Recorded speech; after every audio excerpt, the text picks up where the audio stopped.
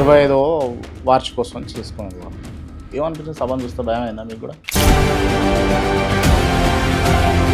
నాకెందుకు భయం అన్న, వాళ్ళు కోట్లు ఖర్చు పెట్టి జనాన్ని పోగు చేసుకొని పెట్టుకురు.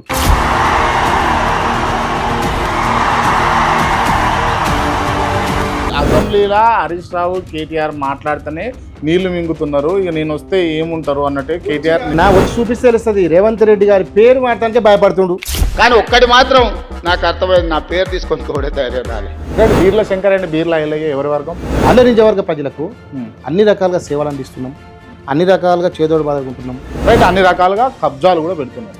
మాకు బీర్లైలే ఇట్లా చేస్తుండు అని ఎమ్మెల్సీ వచ్చి, సునీతా మహేంద్రుడు వచ్చి మాకు ఇది ఉంది అని చూపించి, అది అని చూపించి ఉట్టి మాటలు ఎందుకు? క్లియర్ ప్రూఫ్లతో చూపి పెట్టు మరి.